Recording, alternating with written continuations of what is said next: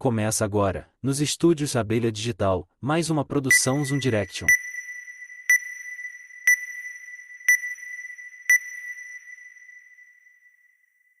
Programa Célio Sauer.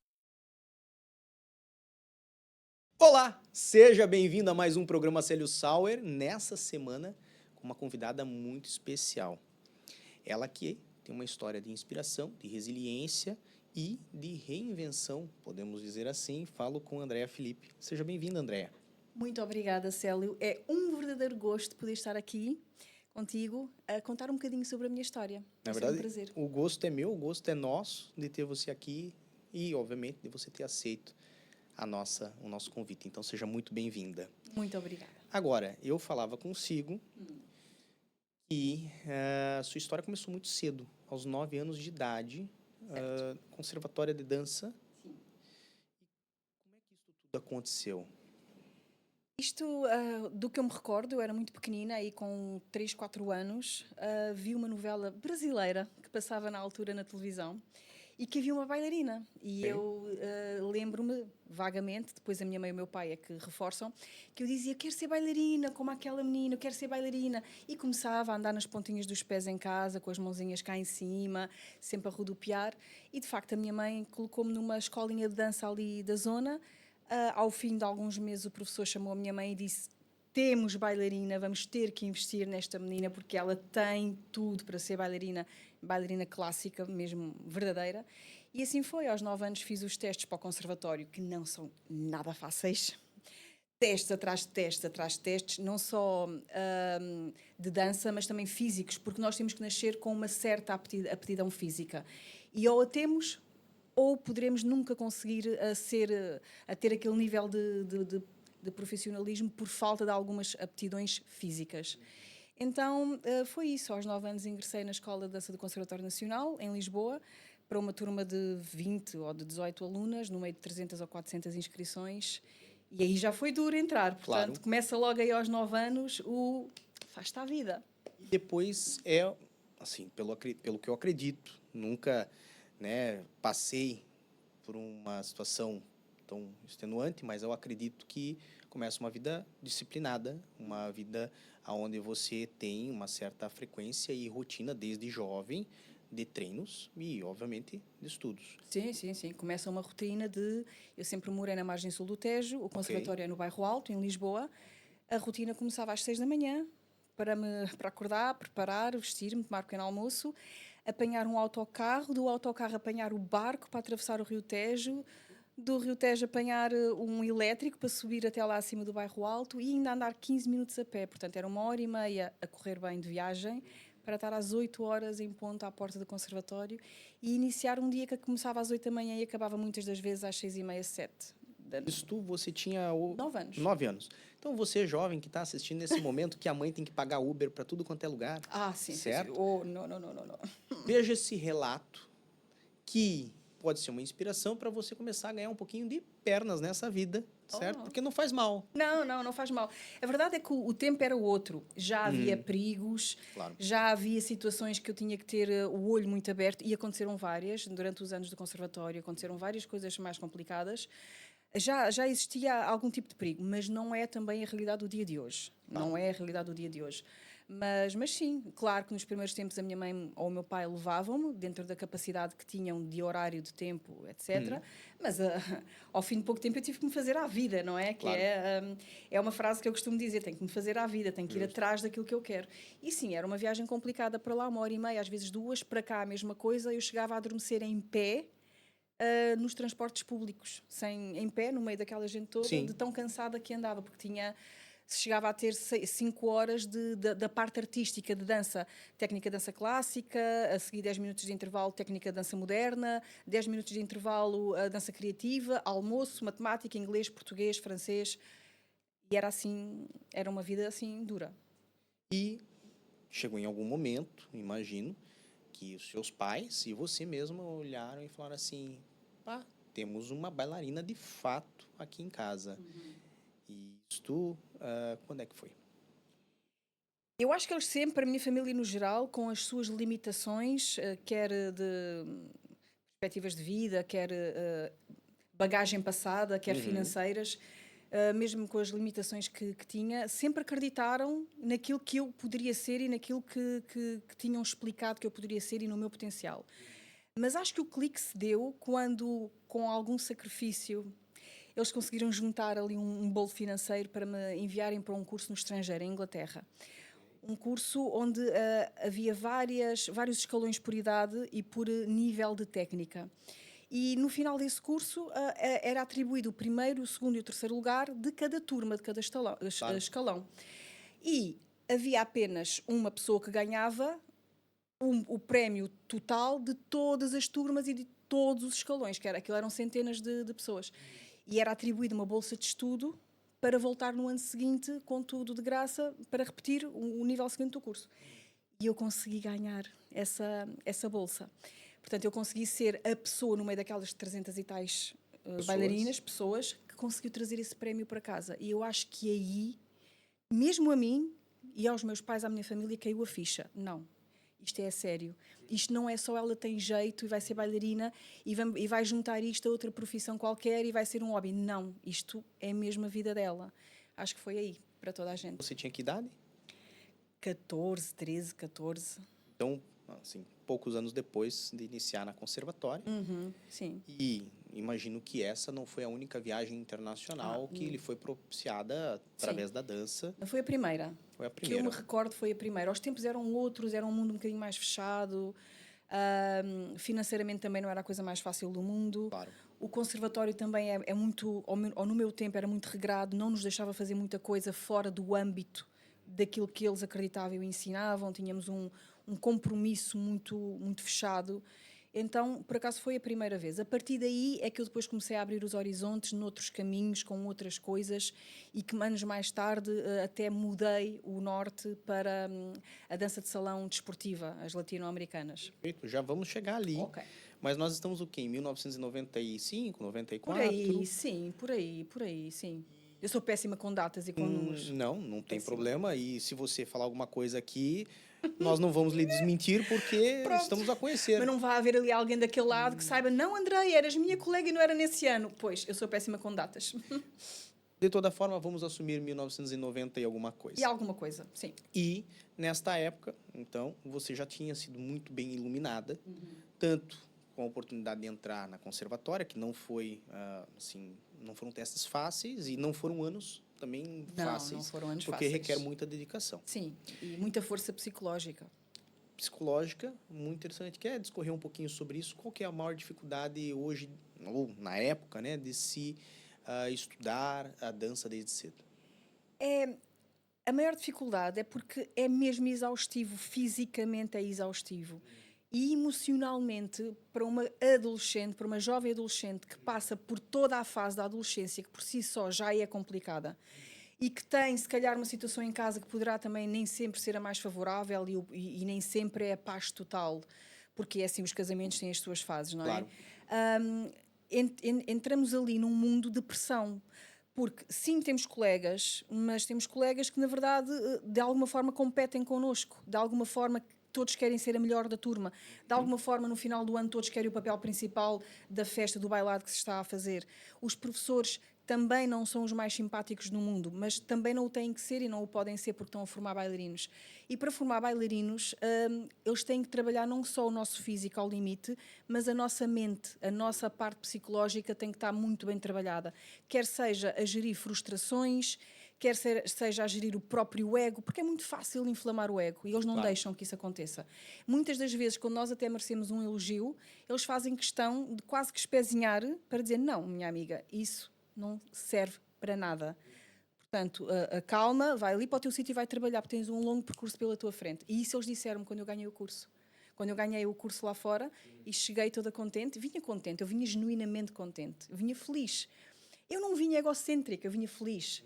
Mas assim que eu entrei no estúdio, a minha professora mandou-me parar e disse, aqui não vales nada, vales zero, vai trabalhar. Eu entrei, logo com as lágrimas a escorrer, posicionei-me na barra, pronta para iniciar os exercícios, com as lágrimas a correr, ela passou por mim, deu-me um chapadão, caldo-se no queixo, na barriga, vamos embora, trabalha, não és ninguém. Postura. E é verdade, eu pensei a hora inteira, a hora inteira daquela aula eu pensei, sim, eu só ganhei um prémiozinho. Eu não sou ninguém, eu tenho que continuar a trabalhar. E eu nem ia com a postura altiva. Ia só contente. Era uma coisa boa que me tinha acontecido. Disseram logo, não. Mas você acredita que esse tipo, vamos botar assim, de posicionamento psicológico dos professores com os alunos, de certa forma, ajudou você a desenvolver competências para o futuro? Ajudou-me mais cedo, juntamente com algumas realidades à minha volta, na minha vida pessoal, ajudou-me a perceber cedo que a vida é lixada. A vida é lixada. Eu costumo dizer, eu não sei se alguém tem esta frase, eu acho que a inventei, vale o que vale. A vida é tão lixada que ninguém sai dela vivo. Uma boa frase.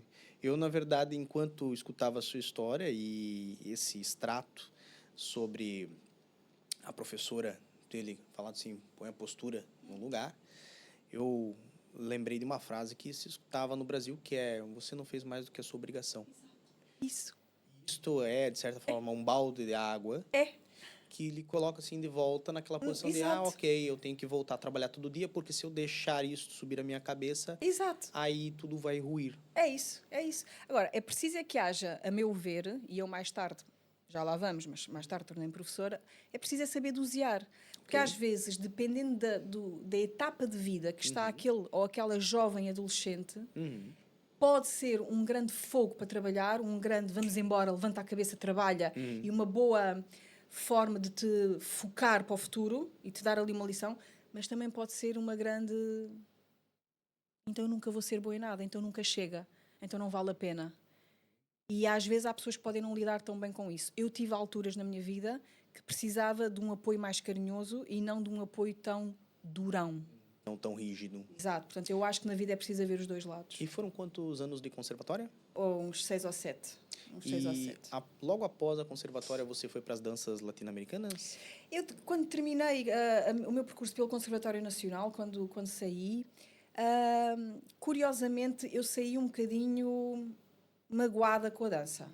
Um bocadinho magoada com a dança. Mais uma vez tinha tido uma lesão, desta vez num músculo que é muito engraçado, chamado costureiro, que não se autocoseu, que rasgou e não se autocoseu. Tá bem. Exato, pronto. Com uma professora russa, assim, durona, que se chegou ao pé de mim às 8 da manhã e perguntou, com aquele sotaque de russo, estás quente? E eu disse, não, ainda não. Estás sim, vum, perna para a cabeça. Eu não estava, de facto, quente. Já deveria estar quente, porque eram 8 da manhã, eu já deveria estar quente. Mas eu não estava, eu não tinha feito o aquecimento completo. E então a virilha, o tal costureiro, a coisa não correu bem. E eu, entretanto, quando terminei essa fase, terminei um bocadinho magoada e triste, porque às vezes não depende só de nós. Às vezes há coisas que ficam mal explicadas ou que ocorrem de uma certa vida, que a vida se sobrepõe, e nós perdemos ali um bocadinho o controle da situação e lixa-nos. Então, eu, nessa altura, saí, fiz uma pequena pausa e dediquei-me a outra área, que foi a psicologia clínica. Isto tinha que idade? À volta de uns 20, mais 20, 19, 20 talvez.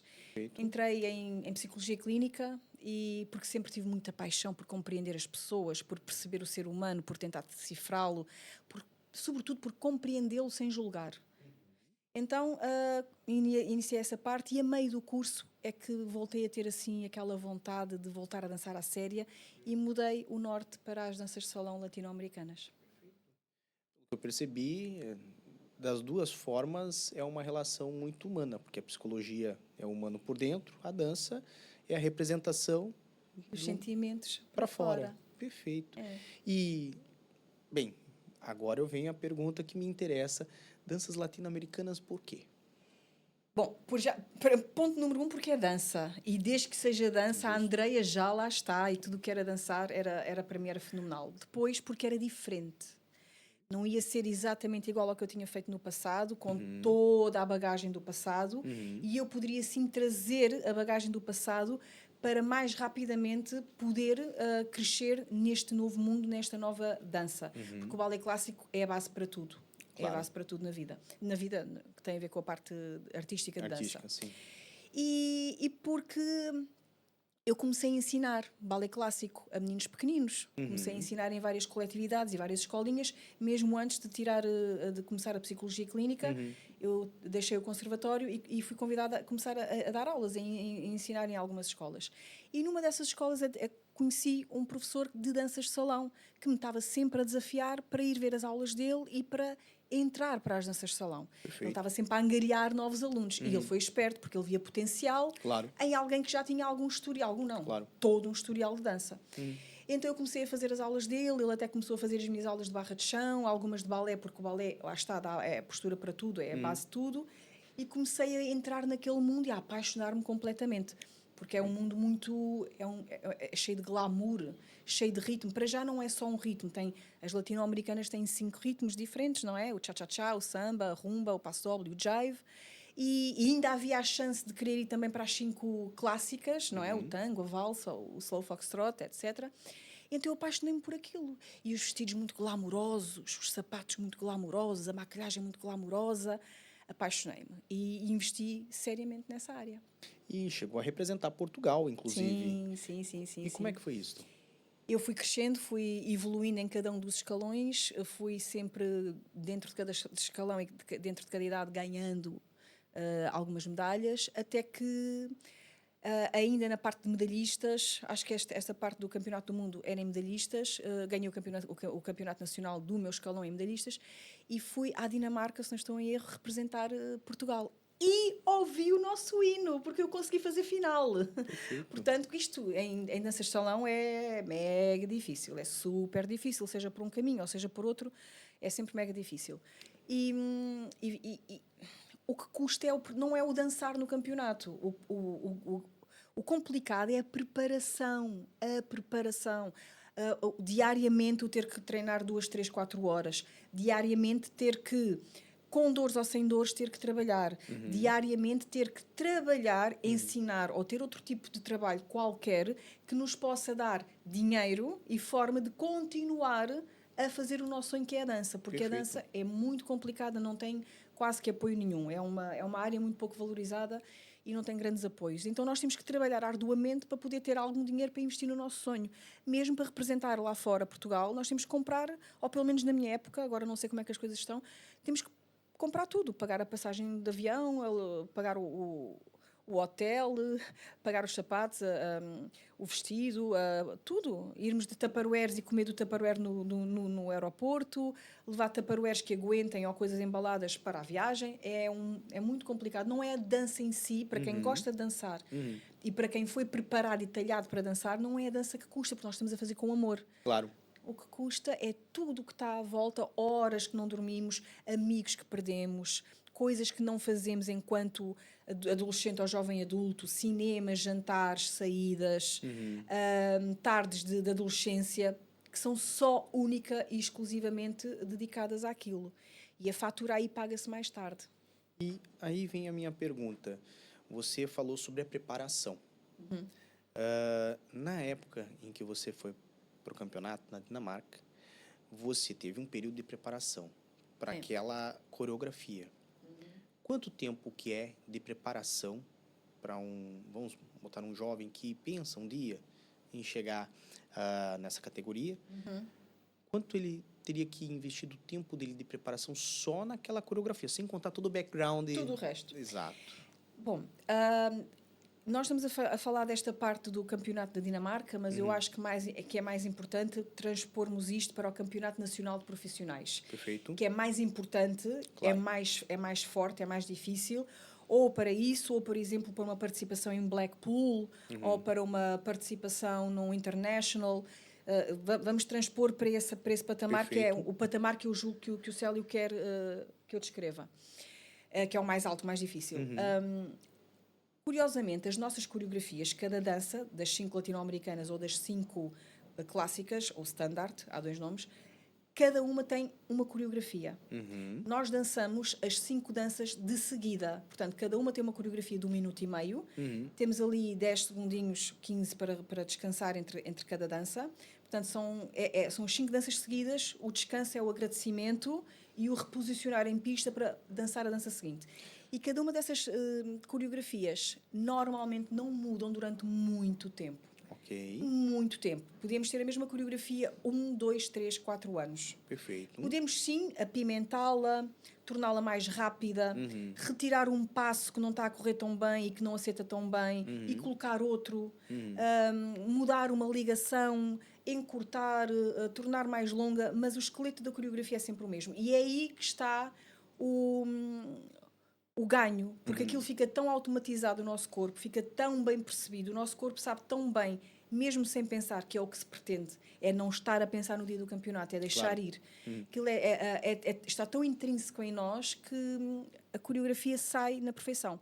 Portanto, são muitos anos e é muito tempo da mesma coreografia. E às vezes isto pode ser um bocadinho monótono, porque é sempre a mesma coisa. São sempre os mesmos exercícios, é sempre a mesma coreografia. Podemos mudar ali um bocadinho a velocidade para nos dar um bocadinho mais de skills para a pista, mas no seu genérico, no seu geral, é basicamente a mesma. Portanto, vamos dizer, ok, sendo que a coreografia não muda, eu foco ali num campeonato, pelo menos 3 meses antes, eu tenho que estar focada, totalmente focada, em alimentação, em horas de sono, em disciplinas à volta daquele treino, pelo menos uns 3 meses antes.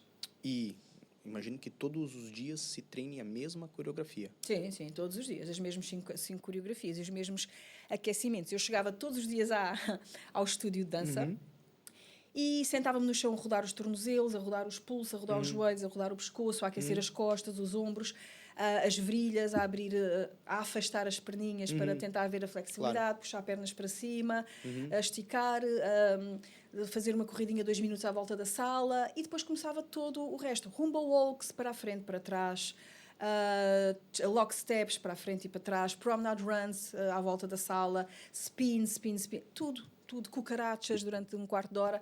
E é sempre o treino, tanto na dança de salão como no ballet clássico, é sempre incisivo nas mesmas coisas. Sempre. E só a repetição extrema, exaustiva ao longo dos anos é que nos dá alguma qualidade técnica e alguma diferenciação perante os nossos colegas. Hoje nós estivemos a conversar com uma atleta a nível Sim. internacional também. Além de si. E ela usou uma palavra chamada consistência. Consistência, tal e qual.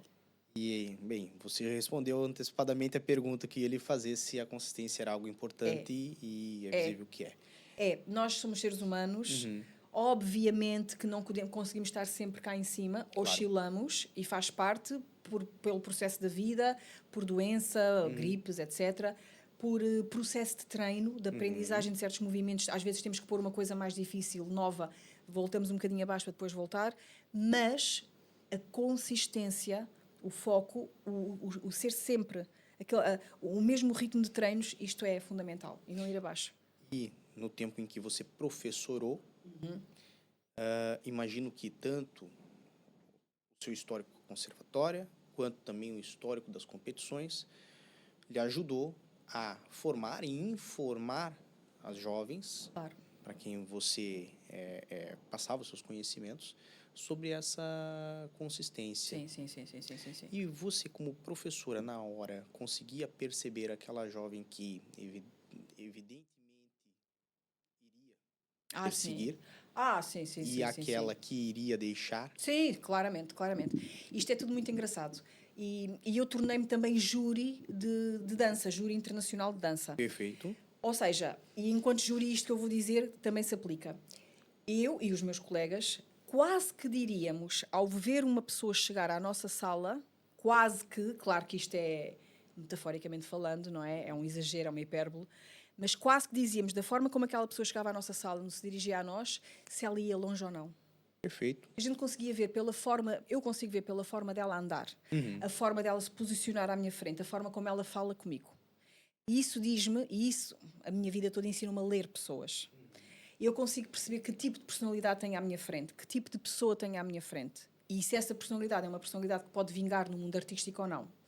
E depois, obviamente, em 2 ou 3 aulas nós conseguimos ver o potencial. Não só as aptidões físicas com que nasceu, que são importantes, que há coisas que têm que nascer connosco, mas também a sua resiliência no treino e a forma como ela acata ou não a correção. E a forma como a correção é ou não, ela consegue absorver ou não e colocar na sua dança a correção enquanto espaço-tempo. E se ela é rápida, e se tem a postura, e se tem a personalidade, e se tem toda a parte física, então sim, nós conseguimos ver que provavelmente essa pessoa vai longe. É fácil de ver para nós, é fácil. Perfeito, perfeito. Fácil. E saltando um pouco mais adiante na história, você teve a sua escola de dança, mas daí também chegou um breve momento em que você teve uma lesão muito forte. Sim. Eu durante muitos anos, depois de ter sido professora em várias escolinhas de dança, decidi abrir a minha própria academia de dança, com muitas modalidades. Balé clássico, balé moderno, contemporâneo, danças de salão, barra de chão, zumba, hip-hop, tudo. E era uma escola enorme, com 3 salas grandes, 2 pisos, cheia de alunos, cheia de professores. Era um projeto mesmo de sucesso, era uma coisa mesmo em grande. Nós fazíamos grandes espetáculos, organizávamos espetáculos para as câmaras municipais, para os teatros. Era uma coisa mesmo em grande. E eu era treinadora desportiva, para além de professora de modalidades como balé clássico, etc. Eu era treinadora, porque são coisas diferentes. Claro. Ser professora numa vertente, mas ser treinadora desportiva para treinar atletas a competirem, para irem Claro. para a competição. E sim, foi uma fase muito difícil, porque foram muitos anos disto, em que eu, numa aula básica, simples, já no final da aula, num movimento quase que ridículo, tão simples e tão básico e simples, me lesionei de uma forma muito séria. Eu rasguei o cruzado anterior no joelho e tive que fazer uma ligamentoplastia, usando o isquiotibial. Tive que recortar um bocadinho, o cirurgião teve que tirar um bocadinho do isquiotibial para reconstruir o cruzado anterior e fiquei sem menisco. Portanto, isto é aquela lesão típica dos jogadores de futebol. Ok. Só que os jogadores de futebol do Manchester United, ou do Barcelona, ou do Real Madrid, têm uma equipa gigantesca de médicos, fisioterapeutas, nutricionistas, massagistas, tudo. E um ordenado chuludo para estar em casa a recuperar com psicólogos, psiquiatras, tudo. Claro. E nós não. Isto aconteceu-me quando a pandemia estava-se a instalar. Aquilo foi ali uma semana, ou na semana que já só via que a pandemia estava lá fora e nessa semana tinha chegado a pandemia ao nosso país. Fevereiro e falava de 2020 ou algo assim. Algo desse género. Talvez uns meses mais para a frente. Sei que já tínhamos fechado, que já tinha havido ali algumas restrições. Essa parte foi uma parte muito traumática para mim. E então, como eu disse logo no início da nossa entrevista, os timings baralham-se na minha cabeça porque foi francamente traumático. Eu acho que já tínhamos fechado, acho que já tinha havido ali uma primeira leva qualquer. Sei que o grosso da situação, eu tive que esperar, por causa de lá estar da pandemia, eu tive que esperar algumas semanas para ser operada. Tive que esperar imobilizada em casa, num sofá, imobilizada, com o joelho imobilizado, sem poder mexer, sem poder tomar banho, cheia de dores, sem poder fazer nada, sem poder ir à casa de banho sozinha, até haver capacidade de gerir a pandemia com as operações. Fiz então a cirurgia e fiquei um mês inteiro agarrada a uma cama, sem me poder mexer, sem poder sair, sem poder levantar, com o país fechado, com o mundo fechado. O mundo literalmente estava fechado. Sim. Eu estava fechada em casa. As perspectivas para o meu joelho face à minha idade, porque eu não tenho 20 anos. Eu não tenho 20 anos, não tenho 15, não tenho 20, não tenho 25. É bom avisar quem está assistindo, porque as pessoas não têm noção. Não têm noção. Por mais que por mais que amem a vossa arte e o vosso desporto, amem, mas amem em consciência. Amem sabendo que o nosso corpo tem um limite. E um dia ele vai querer parar e vai precisar de parar. E nós temos que ter um plano B. Ok. Fica a dica. E eu, nessa altura, senti-me agarrada a uma cama completamente desesperada e com o mundo fechado, com discotecas, as escolas de dança, ginásios, tudo fechado por tempo indeterminado. Claro. Agora, eu tenho uma estrutura daquelas fechada a contar dinheiro todos os meses, porque está fechado, mas há coisas que têm que se pagar. Rendas, tudo. Água, luz, tudo. Alguns ordenados, o meu próprio ordenado, porque era dali que eu vivia. Sim. Tudo a contar. E há ali um break-even, um valor financeiro que tinha que sempre que entrar para que a escola continuasse a rodar. Sim. Ora, se a escola não abre e se a dona, a que lidera a maior parte das turmas, a que gera a maior parte de dinheiro para a escola, está sem poder trabalhar e assim vai continuar durante muitos meses, não é só aquele mês, temos um problema. Foi quanto tempo de recuperação? Ainda está a ser. Ok. Nunca mais recuperei 100%. Mas vamos ser justos, chegou aqui a caminhar. Sim. Então, Sim, não, claro, a obviamente. fase mais gravosa... Não, mas a fase mais gravosa, vamos dizer que se calhar durou aqui 1 ano. A fase mais gravosa durou aqui 1 ano. Uma coisa que poderia ter sido feita se calhar em 3 ou 4 meses, mas que porque lá está, a pandemia proibiu muita coisa de acontecer. Claro. A pandemia chutou para a frente muita coisa que devia ter acontecido antes. Claro. A falta de recursos financeiros, porque não sou, lá está, um Cristiano Ronaldo ou um, enfim, também me limitou muito. Então, eu tive que deixar ir à academia. Claro. Eu tive que deixar ir. A minha academia de dança foi desmontada Sem a sua presença? sem a minha presença. Houve um dia que saí da academia e não voltei a entrar mais. Quem desmontou a minha academia foi o meu pai, a minha mãe, a minha irmã, com a ajuda do meu hoje marido. Eu nem sequer participei nesse processo, nem sequer pude ir ver. É como se não tivesse feito nem O luto. um velório ou algo nesse gênero. E, se me permite, mas a ênfase que você deu no plano B, né? Sim. Me faz querer perguntar se na época, quando você estava na cama, em recuperação, ou ainda para fazer a cirurgia, você tinha um plano B. Não. Não Hoje, tinha. se, vamos botar assim, você pudesse conversar consigo mesma no passado, que é um absurdo, mas se pudesse, o que você falaria para si mesma antes do acontecimento? Antes do acontecimento,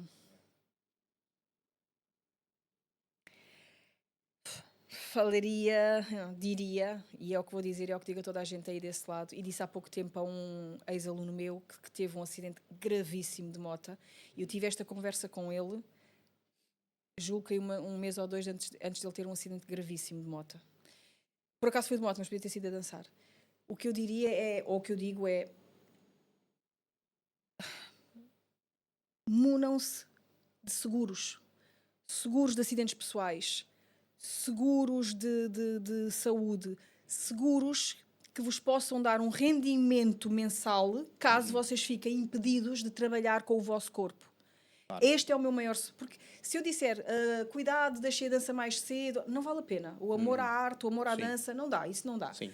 O que eu posso dizer é, para estarem seguros, percam o amor a alguns euros por mês para terem um seguro de acidentes pessoais no estúdio, fora do estúdio, em campeonato, enquanto conduzem o carro, enquanto estão no carro do vizinho do lado, façam com que a vossa vida esteja segura para que se tiverem que fazer uma operação, para se tiverem que estar agarrados a uma cama, terem um income, um dinheiro que entre e alguém que vos possa ajudar financeiramente a superar. Isto é uma coisa...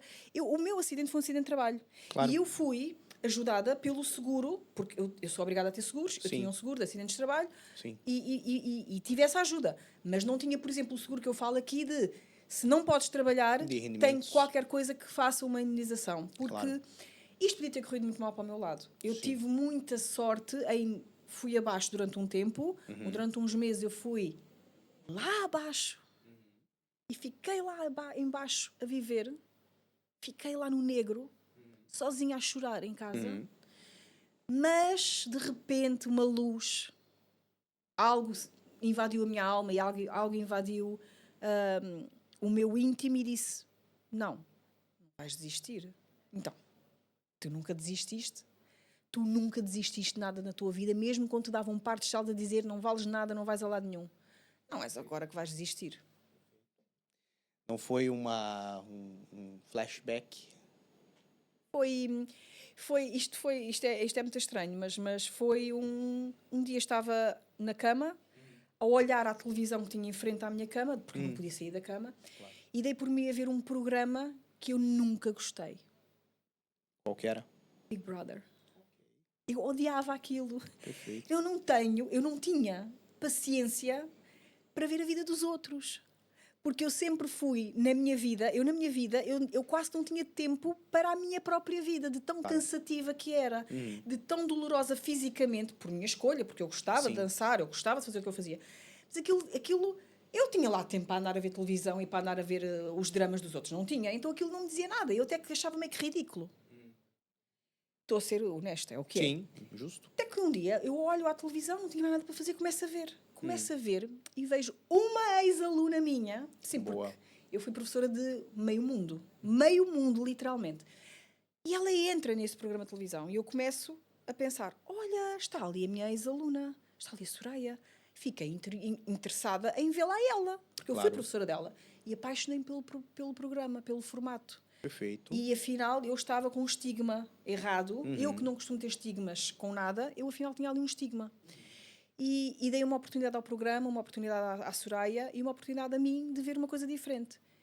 E aquilo inspirou-me a pensar, isto pode ser a minha mudança. Isto pode ser um caminho para mim. Isto pode ser uma lufada de ar fresco. Eu vou tentar ir por aqui. E tentei. Nós estávamos o quê? Em 2020 Em 2020. Aí foi o Big Brother. Sim, inscrevi-me às escondidas de toda a gente. Ok. Eu não contei a ninguém. Porque eu tenho duas coisas aqui. É uma espécie de superstição, que é tudo o que eu quero muito que aconteça na minha vida, eu não conto. Eu guardo para mim e guardo para os meus pensamentos positivos e guardo para eu me desafiar a mim mesma. Perfeito. Não sei, uma espécie de para não dar azar ou porque é uma luta comigo mesma, eu não conto. Então eu não contei a ninguém. Claro. Os castings eram feitos por vídeo. Perfeito. Eu saía da cama, arrastava-me, literalmente arrastava-me, vestia uma roupinha, maquilhava-me, dava um jeitinho ao cabelo, ia para um sítio bonito e iluminado, punha o telemóvel e gravava os vídeos que eles pediam. Em nenhum assim momento foi. gravou um vídeo falando, nesse momento eu não posso andar, mas seria interessante eu ir para casa, porque ia ter a possibilidade de eu estar aí e não aqui. Sim, eles nos vídeos queriam que eu me apresentasse e dissesse um bocadinho da minha história de vida. Justo. E contasse um bocadinho quem é que eu pretendia ser ou quem é que eu sou e quem é que eu achava que ia ser dentro do Big Brother, que é um jogo. E eu expliquei a minha história de vida e disse como é que eu tinha funcionado até aquele dia. Eles já devem ter achado que isto ia ser interessante ver em televisão, porque eu em treinadora, em professora, em coreógrafa, não sou assim tão pera doce, não sou assim esta pessoa tão simpática, sou assim durona. Eu sou um bocadinho das duas coisas. É a durona que exige, que belisca, que dá chapadinhas na barriga e no rabinho e na postura, um bocadinho aquilo que aprendi no conservatório. Claro. Mas depois, no final do treino, eu sou aquela que abre os braços e que abraça e que ampara o aluno que está em sofrimento com alguma coisa. Portanto, eu consigo ser as duas coisas. E sou muito líder, eu gosto de liderar. Eu gosto muito de liderar. Esta sua face de abraçar e de recepcionar bem, né, o seu aluno ou a pessoa que está sendo treinada, isso tem um componente que envolve da psicologia? Tem, claramente, tem. Eu aprendi a respeitar e a compreender a dor humana, a dor e o amor, as coisas boas e as coisas más. Eu aprendi a respeitá-las, a não julgá-las e a maximizar o seu potencial, seja para um lado ou seja para o outro, seja para a própria pessoa ou seja para mim, daquilo que me envolve. Mas tudo com muito amor. Eu faço isto verdadeiramente com amor. Eu pego num assunto na minha vida e por isso é que eu até dizia, e digo no meu resumo, que eu tenho uma visão diferente das outras pessoas da vida, que é tudo o que as pessoas normalmente descartam, criticam, apontam logo o dedo e têm logo ali e viram-se logo contra uma pessoa só. Eu normalmente sou a outra pessoa que vai defender o lado mais fraco. E não é só porque é o lado mais fraco, é porque acho que muitas das vezes as outras pessoas não calçaram os sapatos do lado mais fraco. Normalmente só julgam o que é que a pessoa fez, mas ninguém percebe porque é que aquela pessoa fez aquilo e como é que ela chegou ali. Okay. E porquê que ela agiu daquela maneira, ainda que erradamente, mas o porquê. E isto vem muito da psicologia, e da compreensão da mente humana. O programa acabou lhe dando uma visibilidade e também um trânsito dentro da mídia, vamos botar assim. Sim. E isso lhe gerou convites também para ser comentadora. Sim. Aliás, no meio deste percurso todo, eu cheguei a tirar um curso de apresentação de TV, de apresentadora de Perfeito. TV e de rádio. Porque é um mundo que eu gosto muito, fascina-me. Claro. Eu não gosto de ser o centro das atenções em festas de amigos e de famílias. Mas se estiver no âmbito profissional, sim, eu gosto de ser boa no que faço e quero ser o centro. Então, eu gosto de fazer bem feito. Justo. E eu, nesse programa, nesse Big Brother, obviamente tive que jogar, tive que fazer tive que jogar o jogo que me era dado, com os meus colegas e com aquilo Claro. que a produção pedia, mas eu já tinha um foco. e o meu foco era a televisão. Eu sabia que não podia queimar a imagem, sabia que tinha que tirar proveito da minha capacidade de discurso e de argumentação, Perfeito. tinha que tirar proveito daquilo que tinha aprendido e daquilo que genuinamente eu sou, que é, eu sou uma conciliadora de pessoas e de ideias. E sou uma facilitadora de comunicação e gosto de comunicar. E eu queria trabalhar em televisão, porque eu gosto de televisão. E esse era o meu foco. E consegui. Tive essa oportunidade durante um bom tempo, um ano e tal, quase 2, talvez, não tenho certeza. Fui comentadora de vários programas da TVI, 2 às 10, os extras do Big Brother, os extras de outros reality shows, outras coisas. Foi muito, muito, muito interessante. Muito. E, bem, se me permite, depois desse trânsito todo e olhando agora para trás na vida, você entende que assim, não vou dizer que seja Deus, não vou dizer que seja o destino, não vou dizer que seja a natureza, né? Todas as pessoas têm a sua fé. Claro. Você acredita que, de certa forma, as coisas ocorreram na sua vida do jeito que deveriam de ser? Acredito que sim. Acredito que nós temos... que algumas das nossas coisas estão traçadas. Acredito que há qualquer coisa que nos orienta e que isso que nos orienta muitas das vezes está dentro de nós, que tem que estar dentro de nós. É o nosso amor, é a nossa convicção. Pode ser Deus, pode ser o universo, pode ser Jeová, pode ser Buda, pode ser quem for. Mas há alguma coisa que... há aqui uma força maior. E ela pode até estar única e exclusivamente só dentro de nós. Okay? Mas há aqui qualquer coisa. E acho que as coisas não acontecem por acontecer. Elas acontecem por um motivo. Podemos chamar destino ou sincronicidades. Perfeito. São 2 palavras que podem casar. Agora, mas também acho que nós temos o poder de escolha, o poder de decisão. Claro. E ele é posto à nossa frente. Nós temos as portas abertas para um certo tipo de destino, mas também temos a capacidade de agarrar algumas oportunidades e tornear um bocadinho mais para a esquerda ou um bocadinho mais para a direita. Ou seja, as oportunidades estão no nosso destino, mas faz parte de nós tomar as melhores escolhas e refletir sobre elas. Este é outro conselho que eu acho que, pelo menos eu para o meu filho, quero passar e para O Rodrigo. Perfeito. E para quem estiver lá em casa que se quiser agarrar, eventualmente, que é, nós temos que pensar sempre nas consequências dos nossos atos. Em todas as áreas, no amor, na profissão, na gestão financeira. Porque se nós não pensarmos nas consequências dos nossos atos e desmultiplicar, se eu fizer isto, pode acontecer isto, e aquilo outro. Mas se eu fizer aquilo, pode acontecer aquilo e aquilo outro. Onde é que eu lucro mais? Ou onde é que eu magoo menos pessoas? Ou onde é que eu aprendo mais? Podemos não acertar, mas ao menos pensarmos sobre o assunto. Portanto, isto é uma coisa. E a outra é, o não a gente já tem. Temos que ir atrás do sim. Seja lá o que for, temos que ir atrás do sim. Levamos com a porta na cara, paciência, há outra porta à frente para voltar a levar com ela na cara. E eu acho que com isto o destino pode ser mais ou menos moldado. Ele está lá, é amplo, mas depende um bocadinho de nós também. Perfeito. Temos algumas fotos aqui com o Rodrigo. Ah, lindão, meu filho, não é? Desculpa, eu sou uma bonito, mãe muito babada. Muito bonito. E puxou os seus olhos. Puxou. Muito bonito, muito bonito. Ele está com 6 anos. 3, por favor, Célio. É. Eu já não aguento que ele tenha 3 anos, já acho que ele está a crescer muito rápido. 6 não, que até me dá o badagaio. Perdão. Mas esse background, e é onde eu queria chegar, que se une desde a disciplina na conservatória, depois, né, todo o tempo de dedicação e consistência dos seus treinos.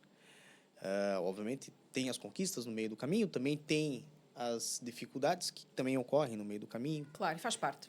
O período que teve na televisão, tudo isso montou um grande background, tempo de psicologia, para hoje trabalhar com audiologia. Sim, essa é outra surpresa da minha vida. Por que uma surpresa na sua vida? Porque Porque para mim isso aqui tudo tá muito nítido. tá, Talvez olhando, né, nessa daqui perspectiva pro passado tá, faz tudo uma faz nitidez, sentido, claro. não é? É verdade. E lá está, é o destino, tudo pode fazer aqui sentido. Para você foi uma surpresa porque você viveu isso. Para Exato. mim, que escutei a história, Faz fez muito sentido. Exato. Sim, eu depois desta fase muito gratificante, que eu sou muito grata, que aprendi imenso, que conheci pessoas incríveis e que realizei um sonho de trabalhar em televisão, também me ajudou a crescer no Instagram, que Perfeito. também Fico muito feliz porque eu também adoro trabalhar com redes sociais. Perfeito. E não fazia ideia que é de facto uma profissão. Sim. E é uma profissão rentável. E eu não tinha essa ideia. Portanto, sigam já agora a Andreia Filipe no Instagram. Perfeito. Isso, eu pensava, pronto, olha isto agora é isto. É isto, tenho o Instagram, tenho este background todo e vamos ver o que é que o destino agora vai trazer a seguir esta etapa que foi a televisão. E recebi um convite de uma empresa que respeito muito e de o meu líder, o mentor desta empresa, o dono da empresa, uma pessoa que eu respeito muito. É um homem com muita visão, muito inteligente, muito pés na terra, muito humano. E é muito parecido comigo em forma de pensamento. Perfeito. E em instaladas da vida e em crescimento da vida. E eu respeito muito por isso. E ele fez-me uma proposta, que foi aliar esta parte da psicologia, Perfeito. aliar esta parte da comunicação, porque eu comunico, eu gosto de comunicar com pessoas, gosto de lidar com pessoas, Sim. eu sou uma pessoa de pessoas, e fez-me esta proposta de trabalhar na parte da audiologia, sendo aqui a ponte entre a empresa e os mais diversos médicos, hospitais, clínicas, centros de saúde. Sou aqui diria uma gestora, uma coordenadora de negócios e projetos Perfeito. da empresa, e é muito gratificante. Porque tenho a oportunidade de trabalhar na parte de comunicar e na parte de trazer a empresa para os hospitais, os centros de saúde, etc., e vice-versa, e tenho a parte da psicologia por causa da adaptação auditiva, porque a parte auditiva, quando não está no seu ponto exato, interfere muito com o cérebro e com a percepção da realidade. Muito. E com a memória. E isto, para mim, é muito importante, porque, mais uma vez, vai buscar a psicologia e vai buscar, então, eu ajudo a proporcionar qualidade de vida em pessoas já de uma faixa etária avançada. Perfeito. Eu gosto muito. Perfeito. E, infelizmente, estamos chegando no final do nosso programa, mas eu tenho uma última pergunta que ela é de praxe do programa. Devia ter-me informado Não. disto. Eu devia ter pesquisado, já estou a ficar aqui. É a única que não tem, assim, uma resposta certa. As outras, obviamente, existe uma resposta certa que você já conhece porque é da sua vida. Agora, Claro. essa, E a resposta certa pode ser hoje uma e amanhã, com maturidade diferente, ser outra. justíssimo. Agora, esta, eu quero fazer para que você me responda com os seus olhos. O que você espera de Portugal para o futuro? Ui! Ai, esperava tanta coisa diferente. Eu espero, eu não vou pôr isto no passado, eu vou colocar isto no presente. Eu espero que os líderes deste país, os atuais ou os próximos, acredito que sejam os próximos, porque os atuais isto não está a correr assim muito bem, não se entendem, não é? Claro. Não chegarem a consenso nenhum ao dia de hoje, mas que parem de pensar na figura, os deste país e de todo o mundo, na figura que eles próprios fazem, se brilham ou se não brilham, que parem de pensar naquilo que eles vão conseguir ou não vão conseguir, que parem de pensar na imagem que vão passar e no ego deles, Ok. e pensem no povo e nas pessoas, mas pensem com o coração e pensem genuinamente para onde é que nós estamos a caminhar e o que é que nós queremos para o futuro do nosso país e das pessoas que cá habitam, ou do mundo. O que é que de facto é importante? É que nós chegamos a uma altura, e eu não falo só por Portugal, falo pelo mundo inteiro. O que é que de facto é importante? Parem com os lobbies. Parem com os lobbies das armas, porque sim, há guerras porque há armas. Claro. Há guerras porque a indústria das armas, a indústria do exército, gera milhões. Não é guerras porque há disputas de falsos de idealismos, não é só isso. Claro que as pessoas têm diferentes ideologias e discutem e não se entendem e mandam uma bomba para um lado e uma bomba para o outro. Isto existe, mas eu acredito que existe muito mais por detrás disto. Há lobbies, há coisas que são muito rentáveis financeiramente e, portanto, parem. Esqueçam os egos. Esqueçam o dinheiro e olhem simplesmente ao amor e às pessoas e às necessidades que as pessoas têm, sejam elas quais forem, as pessoas e o nosso mundo, o nosso ambiente, que é a nossa casa. Portanto, pensem só nisso, esqueçam o resto, porque nós estamos a destruir-nos uns aos outros e a destruir o sítio onde nós vivemos em troca de meia dúzia de tostões. Justíssimo. Bem, eu estive com Andreia Filipe, Se quiserem lhe encontrar, é no Instagram, @Andreia Felipe, tudo pegado, tudo junto. _ Andreia Filipe _ é só procurarem-me lá.